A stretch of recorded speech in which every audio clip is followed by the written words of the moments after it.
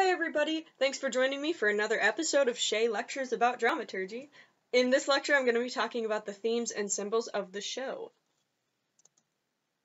To do that though, I need to talk to you a little bit about what it means to be a dramaturg, the challenges I've faced with this project, and the solutions I found to those challenges. So, what is a dramaturg? You might have been asking this throughout every lecture you've watched so far. It's a newer position in theater, and most people don't really know what the job entails. First, a dramaturg does historical research. If people know anything about a dramaturg, it's probably that. Part of the job is to research political events and changes and social movements and changes as they relate to the show and to the present. But contrary to popular belief, a dramaturg is more than just a research assistant. Part of the job is to curate art, literature, and even music. These can be famous works from the period if it's a period show. They can emulate the aesthetic of the show. They can reflect a character trait or ideal. Is there any art that's been inspired by the show? Was the show itself inspired by a piece of art? Creating a miniature gallery and library for the team can be really helpful to help them tell the story. The other part of the job is educating. You aren't researching just for you. Sharing your work with the production team, cast, and audience is really what it's all about. Giving them background information, engaging them with the show, and opening up their brain is really what we're here for. With all of this in mind, I have created a definition for myself. As a dramaturg, it is my job to define the world in which the production team, cast, and audience get to play, create, grow, learn, and connect. It is my responsibility to get people thinking creatively and critically about the show and its themes. The first challenge I discovered about this project is that I am not the dramaturg for one show, but for two. There are two texts to break down, two playwrights, the other scripts of both of those playwrights, and 150 years of historical information on two different continents. All in all, I have a heck of a lot of information to sift through. The solution? Well, it's the dramaturg's version of adapt, improvise, and overcome. Filter, prioritize, and organize. No matter what show you're working on, the first step is to talk to your director. Do not do a single Google search before you do this. I swear it's going to help you so much. You want and need to know their priorities. What do they want to talk about at the first production meeting? What does the cast need to know right away to start their character work? And what lenses will this production be using? By that, I mean what themes and symbols does the team want to bring out in this production? Who is the intended audience? Knowing these things will help you filter out a lot of extraneous information, because you are going to be on a time limit. The second challenge I personally ran into was not knowing that I could and should do more than just historical research. I was very, very lucky to start my research last semester and take my work to the American College Theater Festival over winter break to be assessed by professional dramaturgs. All of them recommended that I curate art as a better way to engage everybody. I needed to educate them by not just throwing a bunch of facts at them randomly. It was really amazing advice, but I didn't know how to do that at first. Like, how would I start? Am I going to mess up people's character studies by doing this? I had so many questions. I was so scared. But the solution was really easy. It was just to use the filters I had gone through with the director, and then add a couple more. Searching themes, character traits, lines in the show, words you've defined, words in interviews with the playwright that you found provoking.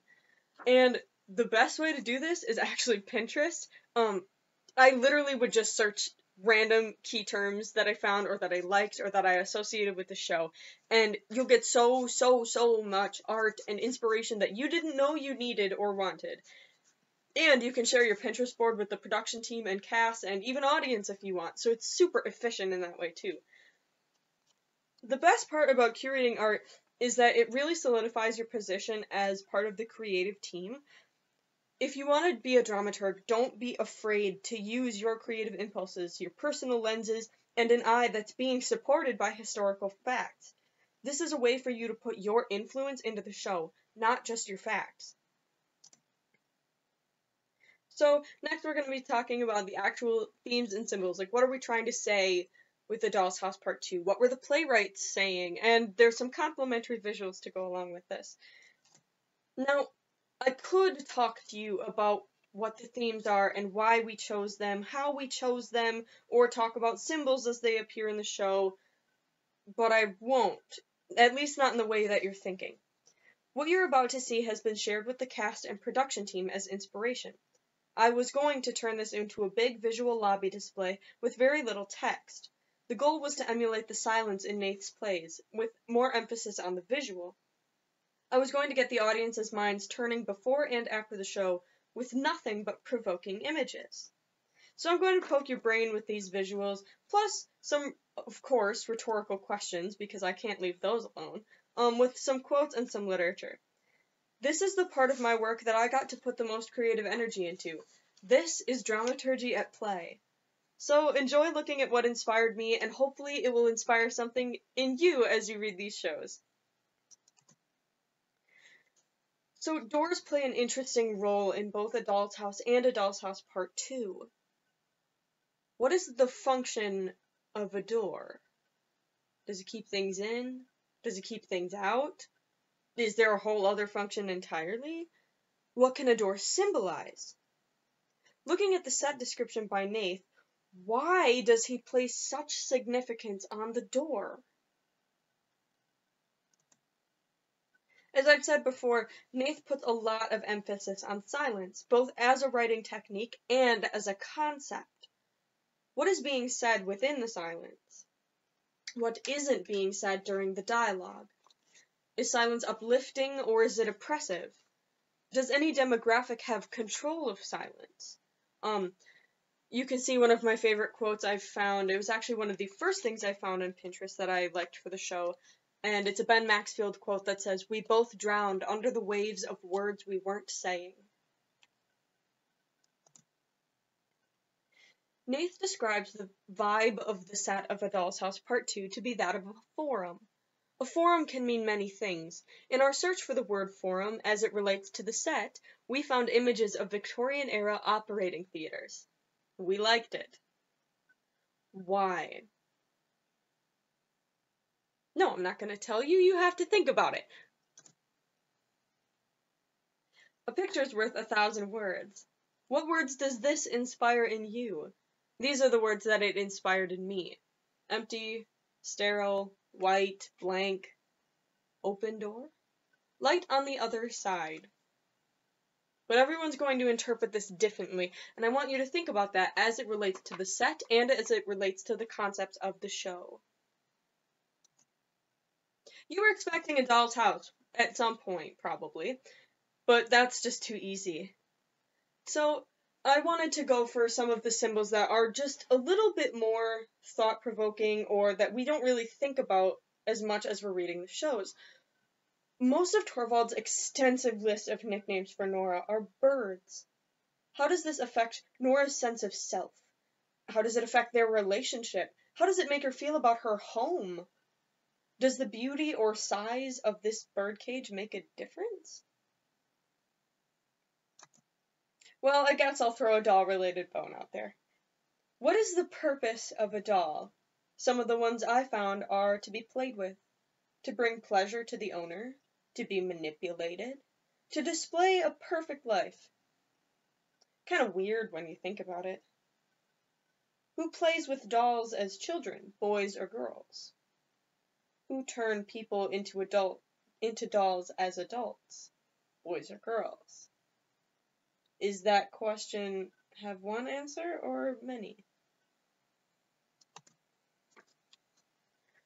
So many people across the world find dolls to be kind of creepy. Why? Some of the reasons I find dolls to be a little weird is that they aren't alive, but they appear to be. They have no semblance of a soul or anything else that might give them life. They're too perfect. They're too symmetrical. And their eyes always seem to be following you. So those are some of the things that we came up with as they relate to the show at large. But as a dramaturg, you can also do a lot of character-specific work, surprisingly. In A Doll's House, one of Nora's most poignant lines is, "I am a human being before all else. when Torvald claims that she is a mother and a wife before she's anything else. I found this quote also very early in my search, and the second I read it, I knew that I had to put it in our Pinterest for Nora. There are a lot of things in life that hold us back. Things that really shouldn't be there. Things that we can see through. Things that should be easy to break. Things kind of like a glass ceiling. Or this netting that this woman is trying to walk through. Does this netting make you think of any societal barrier in your life? Sometimes you just see something and you immediately attach it to a character. And sometimes that's really all the explanation you need. I found this kind of creepy, kind of beautiful image, and I put it on the Pinterest board because I just knew I had to have it, and Laura Riddle, the director, also really loved this one right away. Sometimes you just know that it's something that you need. Mary Wollstonecraft, a feminist author of the 19th century, argued in her work, Vindication on the Rights of Women, that women are not inherently inferior to men, but that they have not been given a proper education like men. Please enjoy the little poem that I wrote as I looked at this image. Night into day, darkness into light, through a keyhole that's also the pages of a book. Is education really the key? Keep in mind that Mary Wollstonecraft would have been a contemporary author to Nora. In every Ibsen play, it can be said that there is a collapse. When things collapse, there is emptiness, decay, and confusion. These are three of the words that I used when I was searching for things for Torvald. He's a very difficult character because he's so closed off and he's so kind of hardened on the outside. So I tried to go a little bit more abstract with him, and I found these wonderful, wonderful statues of men in decay or fragmenting or kind of like exploding. An observation I made while reading the show and upon looking at this picture, Emmy is the last thing Torvald got from Nora. At least the last thing that he held on to. Does he see Nora in her? Or does he just see Emmy? Emmy, who is also his. Emmy with his last name. Emmy Helmer.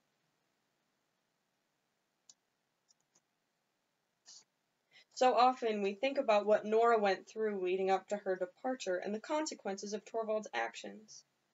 But what if we flip the perspectives? Nora's actions had consequences too. This wonderful short poem reads, "You are so selfish. Even after breaking my heart, you keep coming back just to make sure it can't recover."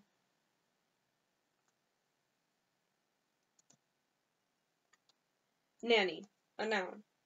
Someone who takes care of children as a profession. A term of endearment for a grandmother.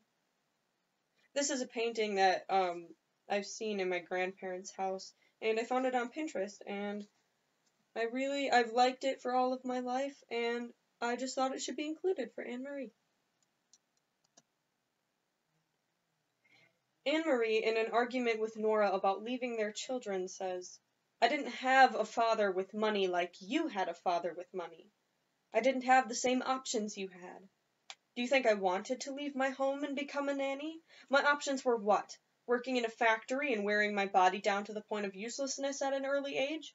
Or I could go out and be a prostitute."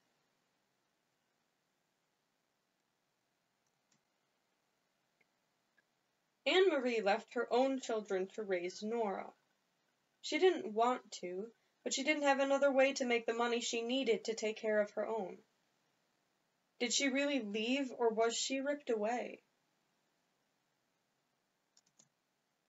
Another fantastic line of Anne-Marie's, "You don't have to run with every feeling you have.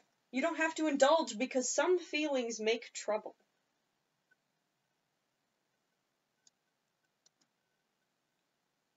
Emmy, a really good study in the two influences of a person. She's logical, clever, and smart. She's emotional, empathetic, and deeply loving.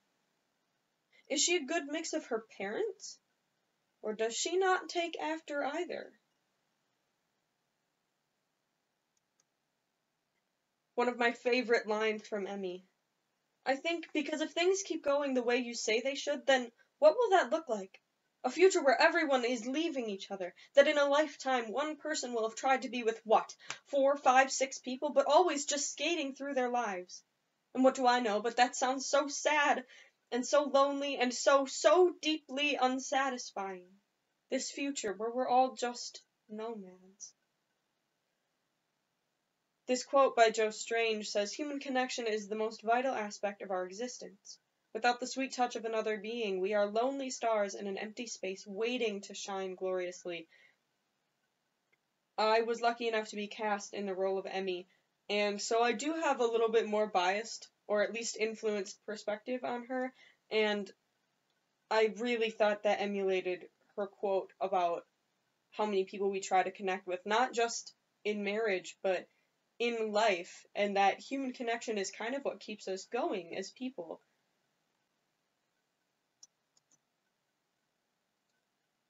This is another one where I just looked at it and I thought, Emmy. And so I added it to the Pinterest board because I didn't really need another explanation. That's just how it was.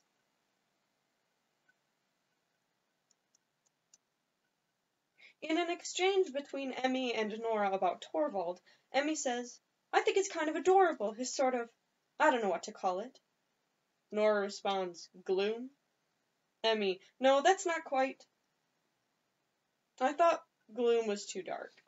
I think melancholy is a lot better description of what Torvald experiences, or at least what Emmy sees of Torvald's experience. And Nora thinks that she should be a little upset or frustrated or whatever by that, but Emmy's lived with it for so long, and that's just who her father is. And so I really liked this picture.